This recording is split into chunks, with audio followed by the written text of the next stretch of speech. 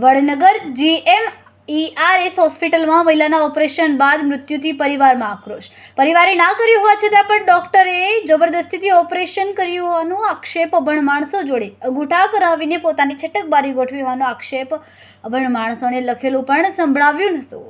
સતત ગુરુવારથી દાખલ કરવામાં આવ્યા હતા મહિલા દર્દીને. ડિલિવરીના ઓપરેશન દરમિયાન કોઈ ભૂલના કારણે મહિલાનું મોત થયું હોવાનો પરિવારજનો દ્વારા આક્ષેપ કરવામાં આવ્યો છે. ટીનાબેન પ્રકાશજી ઠાકોરને ડિલિવરી અર્થે દાખલ કરવામાં આવ્યા હતા. પરિવારે અન્ય હોસ્પિટલમાં જવાની માંગણી કરી હોવા છતાં પણ તેમને રજા આપી નહીં, જેવા પરિવારે પણ આક્ષેપ કર્યા હતા. મહિલાનું પેનલ PM કરાવીને યોગ્ય તપાસ કરીને પરિવારને ન્યાય મળે તેવી માંગણી કરવામાં આવી છે. બેન, શું નામ છે તમારું અને શું ઘટના બની? કમુબેન, શું ઘટના બની? એટલે છે ઘટના બની કે અમે ગુરુવાર દાખલ કરી હતી અને રિપોર્ટોને એવું કરી, રિપોર્ટો બધા નોર્મલ આવી ગયા. પછી આજે પાછું એમ કહેવા માંડ્યા કે ઓપરેશન કરવું પડશે. સવારમાં કોઈ વાત મળી નહીં. સવારમાં ચા નાસ્તો કરી દીધો. પછી 8-9 વાગે એટલે સાહેબ આવ્યા.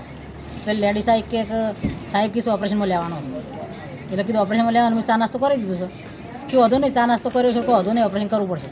એટલે અમારા લીલાબેન બોલ્યો કે અમારા આજ કરવું નહીં ઓપરેશન, ઓપરેશન કાલ રાખો. તમે પુરુષો બોલ લઈએ, અમે 2 બહેરો છીએ અને અમારા દીવર છે. એટલે કે વધુ નહીં, તમારે બચાવવું હોય, બે પેશન્ટ બચાવવો હોય તો આજના જ ઓપરેશન થશે. 2 પેશન્ટ બચાવવા આજે ઓપરેશન થશે. તમે એનો કોઈ બીજો પ્રતિકાર કરેલો? એટલે મેં પાછું એવું કીધું કે જાણું નહીં બસર વધુ નહીં, પણ અમારે મોટી બચાવજો. અત્યારે શું બન્યું છે? તો અત્યારે છે ને એને સવાજ ચડી ગયું એકદમ. ઓપરેશનમાં લાવ્યો ને એટલે એને સવાજ ચડી ગયું અને પછી બ્લોક ચાલુ થઈ ગયું. એકદમ ઘાઘરે બદલાવા જ માંડ્યો. હું ચમ ઘાઘરે બદલો છો? એટલે કે એનું બગાડનું ખૂન નીકળે. એટલે મને હું વિચાર પડી છે કે બગાડનું ખૂન તો કોઈ આટલું બધું ના નીકળે. આપણે બહેરું છીએ, આપણને થોડું સમજણ પડવી જોઈએ. એટલે કે ના કે બગાડ નીકળી છે, 9 બોટલ ચડશે નહીં, લઈને ના લીધા બહીને સારું થઈ જશે.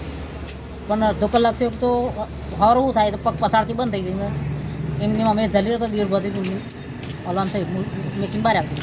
બાળક જીવે છે કે બેબી આવેલી? ક્યાં છે બાળક અત્યારે? તમારી શું માંગણી છે અત્યારે? અમારે કેસ કરવો છે.